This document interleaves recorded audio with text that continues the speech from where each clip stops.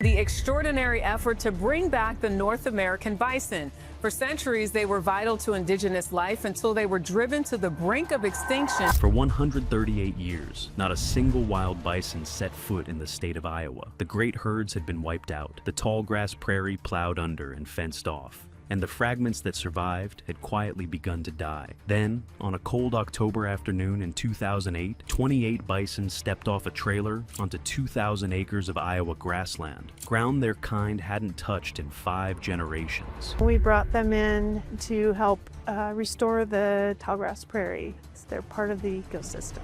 What those 28 animals did to that land over the next 12 years is something most scientists would have sworn was impossible. And once you see the before and the after, you may not believe it's the same place. The last herd. So let me take you back. By 1870, those 2 bison near Spirit Lake were the last of something almost impossible to picture now. Only 2 years earlier, the American plains ran unbroken from Texas to Canada, and somewhere between 30 and 60 million bison moved across them, herds so enormous that travelers sat and watched a single one pass for 3 full days. Iowa was the eastern doorway to all of it. 85% of this state was tallgrass prairie, some of it head-high by late summer, with roots that drove 15 feet down into soil. So rich the wind-blown loess along Iowa's western edge is matched almost nowhere on Earth, except the highlands of northern China. This was one of the most productive grasslands the continent ever grew, and in the span of a single lifetime, it was about to all but disappear. An empire erased. Here's how fast it happened. Around that same time, a federal program began quietly encouraging the systematic killing of every bison on the continent. Within 18 years, a population of 60 million animals collapsed down to a few hundred. The grasslands those herds had shaped for thousands of generations were plowed under, fenced off, and turned into corn and soybeans faster than any landscape in the history of human agriculture. Today, less than 0.1% of Iowa's original prairie is left. A place the size of Texas, reduced to scraps you could lose inside a city park. The National Park Service now calls tallgrass prairie one of the most endangered ecosystems on Earth. More endangered than rainforest, more endangered than coral reef. But almost everyone missed the real loss. When the bison vanished, the prairie didn't just lose a big animal, it lost its architect. The missing architect. By the early 1990s, a handful of ecologists in Iowa had landed on a conclusion that made them uneasy. You could fence a prairie off. You could hand-sow native seed by the pound. You could even bring back fire on the exact historical schedule that had burned these grasslands for thousands of years, and the land would still refuse to act like real prairie. Something was missing, and the absence had a shape. The plants that should have flourished stayed thin. The wild diversity that defines a living grassland never quite showed up. From the road, it looked like prairie. Underneath, it was hollow, and the strangest part was that the missing piece was no mystery at all. It weighed close to a ton, it had 4 legs, and it had been deliberately wiped off this landscape 100 years before. Buying back the prairie. So, in 1992, the Nature Conservancy bought its first piece of what would become the Broken Kettle grasslands, the largest surviving prairie in Iowa. It sits up in Plymouth County, the far northwestern corner of the state, in the heart of the Loess Hills. And those hills? They were literally blown into being as the glaciers of the last ice age pulled back, dropping fine silt. The wind stacked into drifts deep enough to carve the geologic signature of Iowa's whole western edge. For 16 years, the Conservancy worked that ground, pulling invasive species, restoring the fire cycles, reinforcing fencing across 2,000 acres. Their director of land management later summed the whole philosophy up in one line that became a kind of internal mantra. They didn't keep the prairie for the sake of the bison. They kept the bison for the sake of the prairie. The animals were never the point. They were the tool, and the team was building towards something they couldn't yet measure. 28 animals. And here's where it gets specific. The herd they wanted couldn't come from just any stock. The Conservancy needed bison that had never been crossbred with cattle, animals still carrying the genetic profile of the original Great Plains herds. And those had become almost impossible to find. In the end, the source was Lame Johnny Creek Ranch in South Dakota, a herd whose bloodline traced back to Wind Cave National Park, considered one of the only unhybridized bison populations left anywhere in North America. 28 of them were loaded onto trailers in the fall of 2008 and driven across the state line into Iowa. When the gates swung open on a cool October afternoon, the herd stopped at the edge of the ramp. Then they walked slowly into a landscape no bison had grazed in 138 years. The last of their kind to stand on that ground had been alive during the Civil War. If you're the kind of person who's drawn to this, the slow, patient, almost invisible work of clawing back the wild places America nearly erased, do me a favor and subscribe to the American Wild. New investigations every single week. What the bison did. And almost immediately, the land began to respond in ways nobody had scheduled. Inside that very first growing season, the ecologists at Broken Kettle started seeing something they'd never once seen at the bison-free preserves they'd managed for decades. The structure of the vegetation was changing, and changing fast, not in the slow crawl the textbooks promised. And the reason comes down to something almost laughably simple. When cattle graze a pasture, they eat nearly everything. And they go for the broadleaf wildflowers, what ecologists call forbs. They graze evenly wherever they can reach, and they leave behind a neat, uniform pasture. Exactly what a farmer wants. Bison do the opposite. They target grasses with a fierce preference and leave the wildflowers standing. They feed in patches, hammering one stretch of prairie for days, then wandering off and not coming back for weeks, sometimes months. What that creates is what ecologists call habitat heterogeneity. Heavily grazed ground, barely grazed ground, and untouched ground, all sitting side by side. And that patchwork, that's the whole difference between a meadow and a prairie. The numbers. And the numbers are almost hard to believe. By 2012, wildflower diversity at Broken Kettle was measurably climbing. By 2015, biologists from Iowa State University and partner institutions were publishing studies confirming what the field crews had been sensing for years. This wasn't the modest bump that ungrazed restoration produced. The bison were doubling plant diversity. A landmark study published in 2022 in the Proceedings of the National Academy of Sciences put hard numbers to it across long-term bison reintroduction research. Native plant species richness up roughly 103% at local scales, 86% across the wider catchment. Those gains held for nearly 3 decades, and they survived the most extreme drought in 40 years. Cattle grazing, measured against the same baseline, also lifted native plant diversity, but by less than half as much. And that gap matters, because for a century cattle had been treated as a rough stand-in for the missing herds. The data settled it. A cow and a bison are not interchangeable parts. The animals farmers had spent 100 years replacing were doing something no fence, no seed mix, and no fire schedule could ever reproduce on its own. Shaping the land. And they weren't just changing the plants, they were reshaping the ground itself, in ways even the senior ecologists hadn't fully seen coming. Bison wallow. They drop and roll, sometimes for 10 or 15 minutes at a time, grinding shallow round hollows into the dirt, and a single animal will come back to the same spot dozens of times across one summer. Those hollows, called wallows, run 8 to 12 feet across. Come spring, they fill with rainwater and turn into tiny wetlands, holding plants that grow nowhere else on the whole prairie. Researchers out in Yellowstone have counted more than 100 plant species that prefer to grow in and around bison wallows. And once, millions of these little depressions freckled the Great Plains, a constellation of miniature habitats running from Texas to Canada. At Broken Kettle, they started reappearing within 2 years. Then there's the dung. A single adult bison drops up to 50 pounds of it a day, and as many as 300 species of insects can turn up in one bison pat.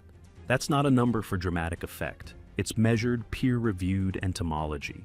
Each pat becomes its own little ecosystem, feeding beetles and flies, which feed the birds, and eventually the nutrients break back down into the soil. Multiply that across a whole herd, and the ground itself starts to change its chemistry. And a richer soil quietly feeds a richer everything standing on top of it. The birds return, and the insects brought the birds. By year 5, biologists were logging jumps in grassland bird species, including some they'd already written off as locally gone.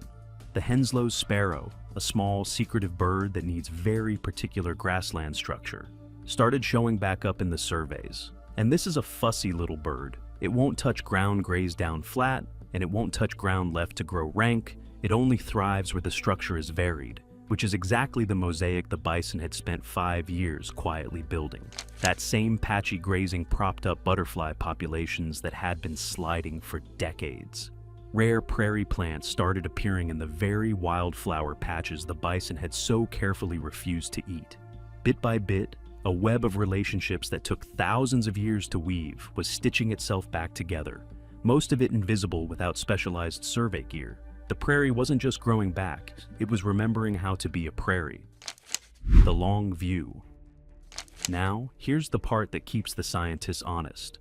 Picture Dr. Elizabeth Bach, an ecosystem restoration scientist who's worked with the Nature Conservancy across a string of prairie sites, out in the grass at one of them, in no rush at all to declare victory. Bach has been one of the most cautious voices in this whole field, and that caution is exactly what makes the Broken Kettle story real science instead of a feel-good story. She keeps returning to one point. Prairie restoration runs on timescales the human mind can barely hold. It takes time, she's told reporters, before you can even see the changes, and the evidence backs her up. A similar reintroduction, launched in 2014 at the Nachusa grasslands in Illinois, showed almost no measurable change in its first 5 years. Early studies there found no statistically significant difference in plant diversity, composition, or vegetation structure between the grazed and ungrazed plots. So here's the tension nobody puts in a headline. The bison were doing something from day one, but what they were doing took years, sometimes decades, to surface in the numbers ecologists actually measure. Broken Kettle was never a switch someone flipped. It was a slow reweaving of the relationships between hundreds of species. And Jim Pease, a wildlife biologist and professor emeritus at Iowa State University, once pinned the whole timescale down to a single phrase, the kind of line that stops a room. He calls it a 1,000-year project, a larger story. And the herd? It didn't just survive, it took off. By 2020, 12 years after that first release, the Broken Kettle herd had grown from 28 animals to 275, nearly a 10-fold jump, from a nervous 28 stepping off a ramp to a herd that could stand on its own. The Nature Conservancy started running annual roundups, partly for veterinary care, partly to keep the herd inside the carrying capacity of that 2,000-acre enclosure. The surplus animals went to other restoration sites and more to indigenous communities through a partnership with the Intertribal Buffalo Council. And that piece deserves far more attention than it usually gets. Since 2020, partnerships between the Nature Conservancy, the Intertribal Buffalo Council, and the Tanka Fund have helped return more than 2,300 buffalo from conservancy preserves back to indigenous communities across the country. Bison restored to an ecological purpose were now being restored to a cultural one. Because for the tribes receiving them, these weren't spare livestock. They were the return of an animal braided into language, ceremony, and food for thousands of years. An animal driven to the brink of extinction inside a single human lifetime. What started on one Iowa preserve had become part of something much bigger than a prairie. In recent years, the U.S. Department of the Interior committed more than $25 million from the Inflation Reduction Act to bison restoration, formalizing a federal push that conservation groups had been building toward for over a decade, with an order directing federal bureaus to lean on both the best available science and indigenous knowledge to bring bison back across the country.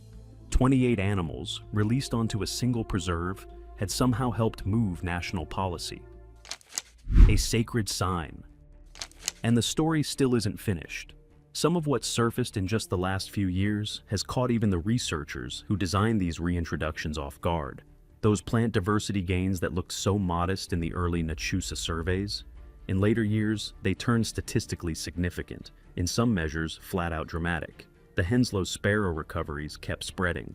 Pollinator studies began documenting more native bee diversity on bison-grazed ground than on ungrazed restoration plots. And then came something from a very different kind of source, a report that ecological language just can't hold. Refuge managers at the Neil Smith National Wildlife Refuge, Another Iowa reintroduction site, established back in 1996, reported the birth of a rare white bison calf in the spring of 2026. By the National Park Service's own estimate, a white bison shows up in roughly 1 in a million wild births. And in Lakota and Dakota tradition, the birth of a white calf is understood as sacred, a sign that a great change is on its way. The refuge manager kept his public words careful, calling it simply something very special for the indigenous communities tied to the wider restoration movement. Whatever you make of it, the calf carried a weight no ecological data set was ever built to measure. What remains? So, where does that leave us? The Broken Kettle herd today is genetically pure. No cattle DNA, no hybridization. The animals that stepped off those trailers in 2008, and every generation since, now make up one of the most ecologically and genetically valuable populations of plains bison anywhere in North America. Grazing land that's produced some of the richest tallgrass prairie restoration results ever documented in this country. And look, if you'd asked an ecologist back in 1990 whether 28 animals could rebuild a functioning ecosystem on 2,000 acres, right in the middle of the most heavily farmed landscape on the continent, most would have been skeptical. Some would have called it impossible. And honestly, they'd have had every reason to. And yet, Broken Kettle's sister site, the Neil Smith National Wildlife Refuge, has since been ranked among the finest national wildlife refuges in the entire country. Out of more than 500 of them, at least one in every state, not for its size, not for its visitor numbers, for the slow, punishing, deeply unglamorous work of dragging a dead landscape back to life. And the fight is far from over.